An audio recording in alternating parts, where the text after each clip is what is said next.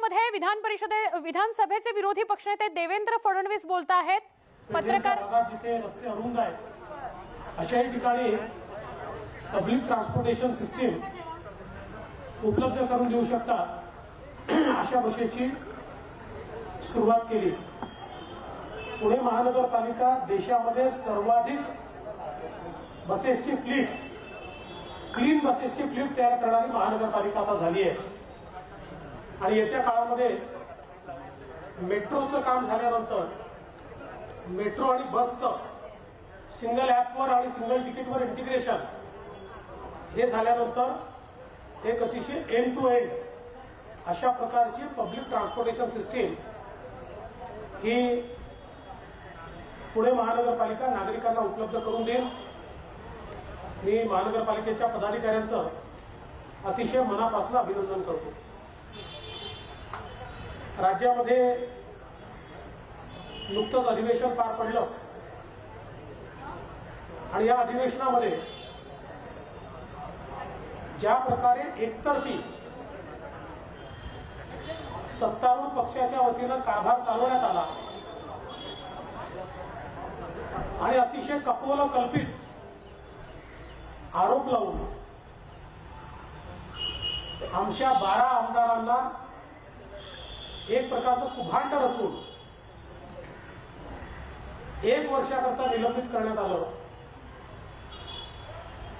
यातूनच सत्ता पक्षाची मानसिकता काय आहे याचं दर्शन होत आहे। मुळातच ओबीसीच्या प्रश्नावर सत्तारूढ पार्टी उघडी पडली आणि मी सुप्रीम कोर्टच्या जजमेंट सहित तारीखवार ज्यावेळेस सांगितलं की सुप्रीम कोर्टाने सांगितलंय की आम्ही राज्य सरकारला राज्य मागासवर्ग आयोग तयार करायला सांगितला, पण ते सारख्या तारख्या मागतायत, त्यामुळे फ्लिम्सी ग्राउंडवर आता तारखा देणार नाही आणि त्यांनी निकाल दिला। हे सगळं आपल्या अंगावर येते लक्षात आल्यानंतर हे केंद्र सरकारकडे डिफ्लेक्ट करण्याचा प्रयत्न केला, त्यातही आम्ही त्यांना पूर्णपणे उघडं पाडलं आणि त्यातूनच आमच्या 12 आमदारांना निलंबित करण्याचा प्रयत्न केलाय। आम्ही त्याची लढाई जनतेत जाऊन लढू, कोर्टात लढायची कोर्टात लढू, पण ओबीसीच्या प्रश्नावरची आमची लढाई ही सुरूच राहील जोपर्यंत ओबीसीला राजकीय आरक्षण मिळत नाही तोपर्यंत ही लढाई आम्ही चालूच ठेवणार आहोत। हे देखील या निमित्ताने मला सांगायचं आहे। या अधिवेशनामध्ये एकतर अधिवेशन घ्यायचं नाही, मला कधी कधी आश्चर्य वाटतो की अधिवेशन आलं की डेल्टा येतो, केल्टा येतो, काय काय वेगवेगळ्या गोष्टी येतात आणि अधिवेशन झालं की त्याची चर्चा संपते। असं मत नाही की कोरोना गंभीर नाही, तो गंभीरच आहे, पण अधिवेशनात तो इतका गंभीर का होतो? जनतेच्या प्रश्नाची सगळी आयुधं ही गोठवण्याचं काम, म्हणजे 61 वर्षाच्या महाराष्ट्र विधानसभेच्या इतिहासामध्ये कुठलंच आयुध वापरता येणार नाही असा ठराव करायचा, हे कधीच झालं नव्हतं। लोकशाहीला कुलूपबंद करण्याचं काम, लोकशाहीला फासावर चढवण्याचं काम हे महाविकास आघाडी सरकारने केलं आणि त्याच्या विरुद्ध संघर्ष केला तर आमच्या 12 लोकांना त्या ठिकाणी सस्पेंड करण्यात आलं। पण तरी देखील जनतेचे प्रश्न आम्ही मांडू, ओबीसी समाजाचे असू द्या, मराठा समाजाचे असू द्या, शेतकऱ्यांचे असू द्या, विद्यार्थ्यांचे असू द्या, एमपीएससीच्या विद्यार्थ्यांचे असू द्या, हे सगळे प्रश्न आम्ही मांडतच राहणार आहोत, हे मात्र मी सरकारला ठणकावून सांगतो।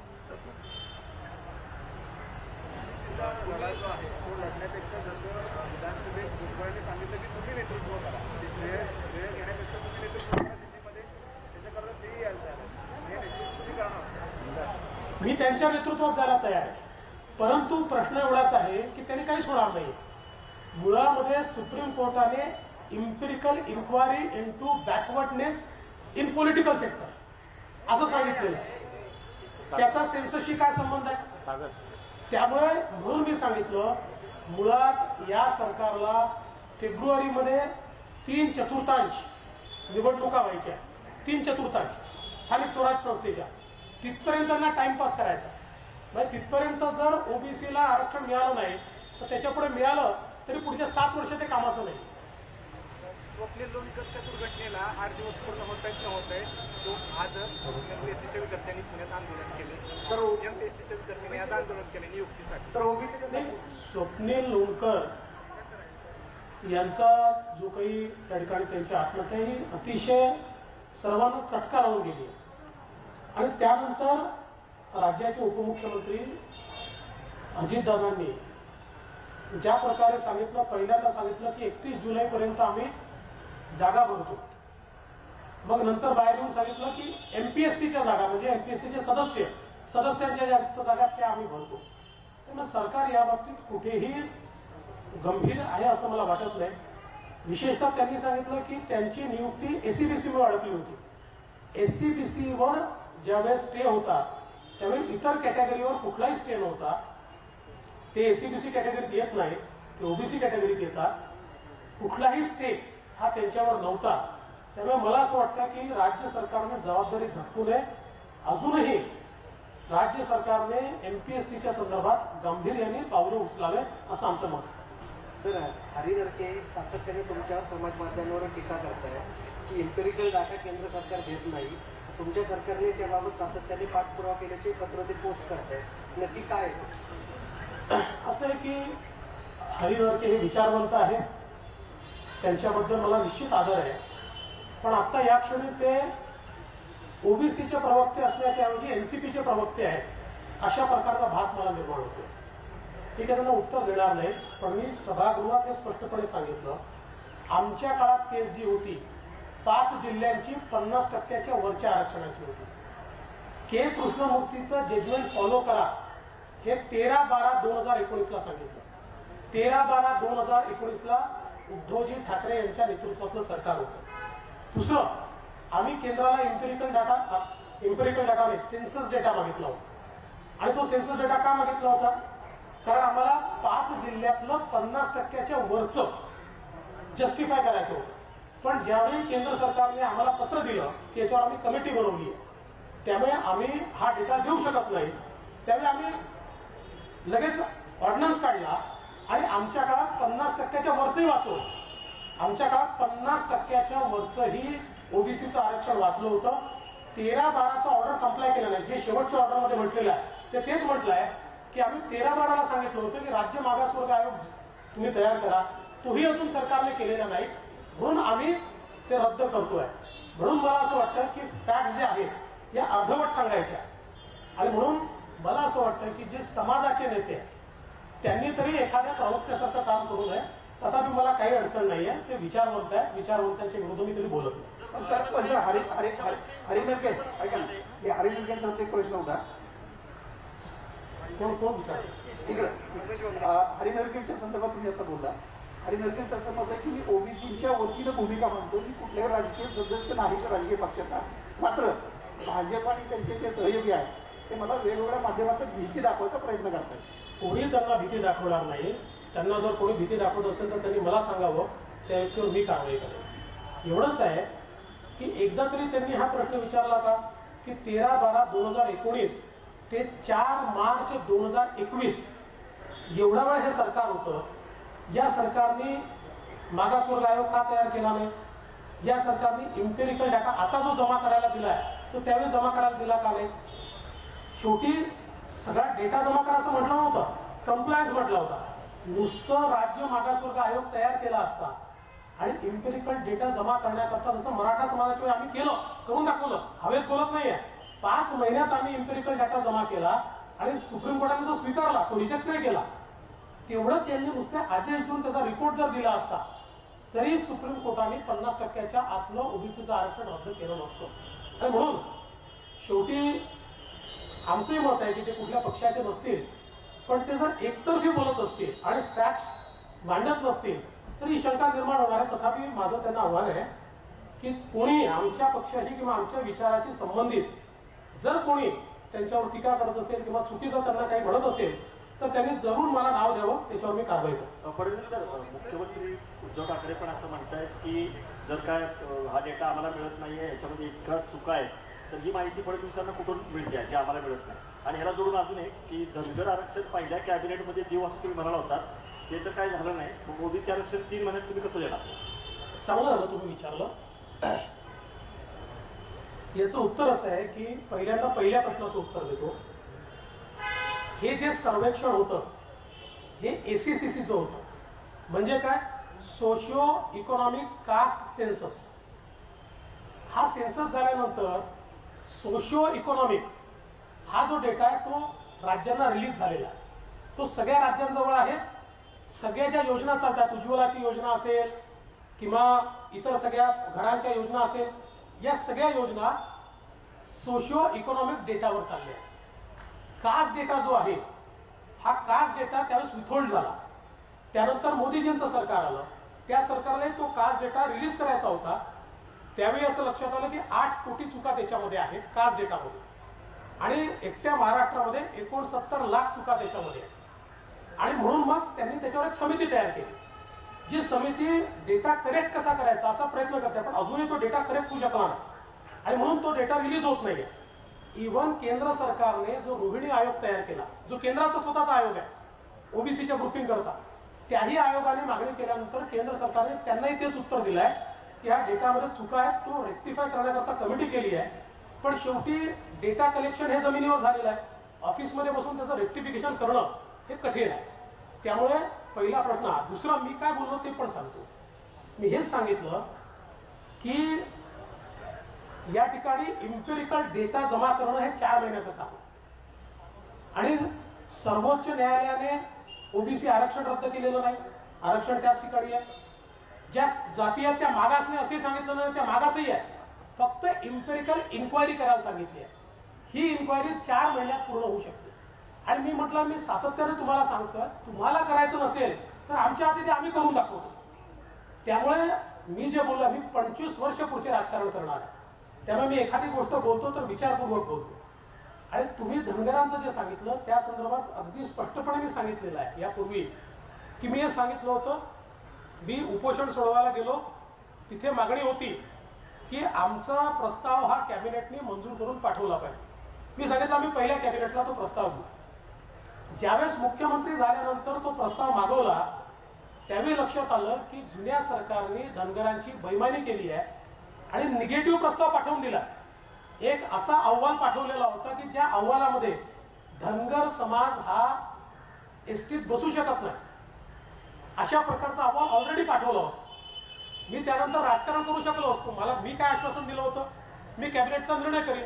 निर्णय करून पाठवला असता, लगेच तो निर्णय परत आला असता की तुमच्या सरकारने जर असा अहवाल पाठवलेला आहे की धनगर समाज एसटीत येत नाही तर तुम्ही असा अहवाल कसा पाठवताय. म्हणजे त्या क्षणी माझं म्हणणं पूर्ण झालं असतं, पण आम्ही उघडं पडलो असतो आणि धनगर समाजाला फायदा झाला नसता. मग त्याची केस सुरू होती. धनगर समाजाशी मी चर्चा केली. त्यांनी सांगितलं तुम्ही हायकोर्टामध्ये सरकारच्या वतीनं पॉझिटिव्ह ॲफिडेव्हिट द्या. आमच्या सरकारने ते ॲफिडेव्हिट दाखल केलं. आमच्या सरकारने केलं. धनगर समाजाच्या बाजूचं ॲफिडेव्हिट जे त्यांनी मागणी केली ते आमच्या सरकारने दाखल केलं. आणि 1000 कोटी रुपयाच्या योजना, ज्या योजना आदिवासींकरता त्याच योजना धनगरांकरता या आम्ही सुरू केल्या, ज्या या सरकारने बंद केल्या. त्यामुळे मला असं वाटतं आम्ही जे जे बोलतो ते करतोच. 5 जिल्ह्याच्या निवडणुका पुढे ढकलण्यासाठी कोर्टात याचिका होती, ती याचिका कोर्टाने फेटाळली आहे. कोर्टाने याचिका फेटाळलेली नाही. कोर्टाने राज्य निवडणूक आयोगाला अधिकार दिले आहेत की राज्य निवडणूक आयोगाने कोरोनाची परिस्थिती पाहून त्या निवडणुका घ्यायच्या का नाही ठरवाव्या. माझ्याकडे जी माहिती आहे, काल राज्य निवडणूक आयोगाची बैठक झाली. त्या बैठकीत 5 जिल्ह्याच्या जिल्हाधिकाऱ्यांकडनं त्यांनी अहवाल मागवलेला आहे. त्या अहवालानंतर ते त्याचा निर्णय घेणार. सर, भागवत करारांना मंत्रिपद देऊन पंकजा मुंडेंना खतम करण्याचा डाव आहे असं सामनाच्या अग्रलेखातून आज म्हटलं. मला एक सांगा, सामनाने कधीतरी भाजपबद्दल चांगलं लिहिलं आहे का? ते काय आमचे हितचिंतक आहे का? ते काय आमच्या पक्षाबद्दल बरं म्हणणार आहे का? त्यामुळे सामनाने हे लिहिलं काय आश्चर्य? काहीच आश्चर्य नाही आहे. सगळ्यात महत्वाची गोष्ट अशी आहे की भागवत कराड हे कोण आहे? मी असेल किंवा भागवत कराड असेल, मुंडे साहेबांनी तयार केलेलं नेतृत्व आहे भागवत कराड. आता मुंडे साहेबांवरचा जो एन्व्हलप निघाला, स्टॅम्प निघाला, तो भागवत कराडाने काढलेला आहे. आणि भारतीय जनता पक्षामध्ये याला केल्याने याला संपवायचं आहे, याला केल्याने याला संपवायचं असं काही नसतं. त्यामुळे मला असं वाटतं की जेवढा आनंद पक्षातल्या इतर कार्यकर्त्यांना किंवा मला झाला असेल किंवा त्यापेक्षा जास्त आनंद हा पंकजाताईंना झाला असेल, कारण भागवत कराड हे मुंडे परिवारातले. पंकजाताई म्हटलंय की नवीन चेहऱ्यांना संधी पक्षाला फायदा होतो अशी एक धारणा झालेली आहे पक्षश्रेष्ठींची, पण जुन्या त्याच्यामुळे बाजूला पडतात. त्याच्यावर पंकजाताईंनी असं बिलकुल म्हटलेलं नाही. तुम्ही काय करताय मी ऐकलं, ते मला माहिती होतं तुम्ही विचारणार आहे, त्यामुळे पूर्ण ऐकून आलो. पण हे ट्विस्ट करू नका. त्यांनी जी भूमिका मांडली ती अतिशय योग्य आहे आणि तीच भाजपची भूमिका आहे. इथे गट तट नाही आहे. भारतीय जनता पक्षामध्ये राष्ट्र प्रथम, नंतर पक्ष आणि त्यानंतर मी, ही जी भूमिका पंकजाताईंनी मांडलेली आहे हीच पक्षाची भूमिका आहे, ती आमच्या सगळ्यांची भूमिका आहे. नाना पटोले आता काही वेळा प्रेस घेतली, त्यांनी असं म्हटले की मंत्रिमंडळ फेरबदल फायदा नाही, इंजिनच बदलायची गरज नाही. ते म्हणजे काँग्रेस पक्षाबद्दल बोलत होते का? इंजिनचा प्रॉब्लेम भाजपला नाही आहे, इंजिनचा प्रॉब्लेम काँग्रेस पक्षाला आहे आणि महाराष्ट्रात आहे आणि केंद्रातही आहे.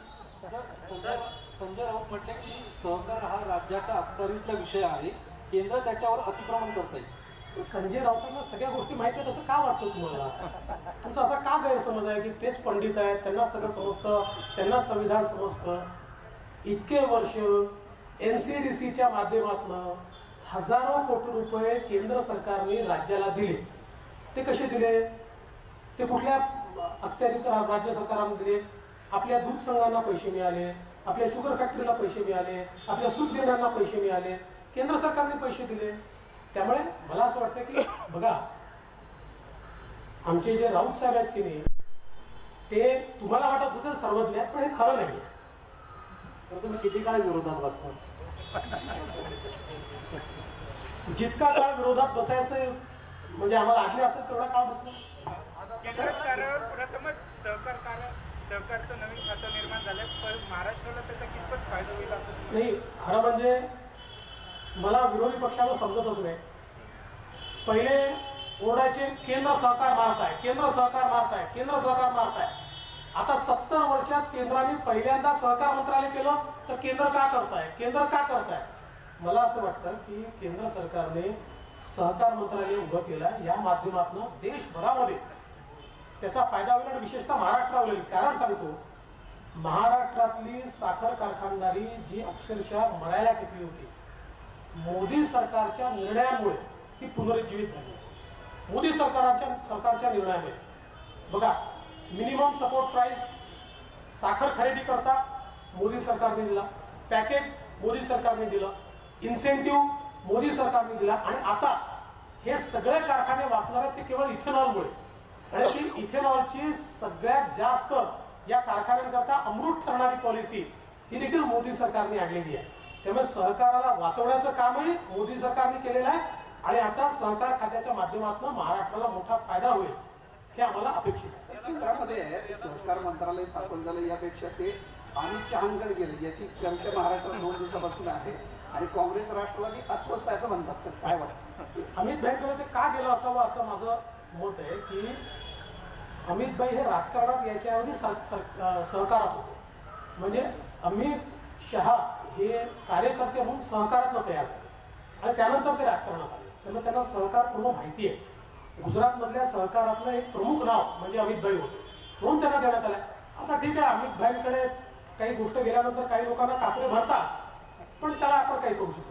सर, अजित पवारांच्या विरोधामध्ये आपण सिंचन घोटाळ्याच्या प्रकरणी ट्रकभर बैलगाडीवर पुरावे दिले होते, नंतर ते आपल्यासोबत आले. कृपाशंकर सिंग आधी बेहिशेबी मालमत्ता प्रकरण सुरू होतं, आता आपल्याकडे आले. नारायण राणे यांच्याबद्दल तर विधिमंडळामध्ये आपण जबरदस्त भाषण केलं होते की तुम्ही आम्हाला भ्रष्ट आणि गुंड म्हणणार का? तर हे सगळे लोक तुमच्या पक्षामध्ये आल्यानंतर मग कसे काय पाहत होतात? तुम्हाला फारच दुःख आहे त्याचं, पण तरी देखील सांगतो. पहिली गोष्ट, अजित पवारांच्या विरुद्धचे पुरावे दिल्यानंतर आज त्या प्रकरणामध्ये 6 चार्जशीट दाखल झाल्या. 6 चार्जशीट दाखल झालेले आहेत. त्यामुळे ते पुरावे खरे होते ते त्या 6 चार्जशीट दाखवतात. अनेक कॉन्ट्रॅक्टरवर देखील कारवाई झालेली आहे, अधिकाऱ्यांवर देखील झालेली आहे आणि बाकी काय कारवाई चालली आहे तुम्ही सगळ्यांनी बघितलेलं आहे.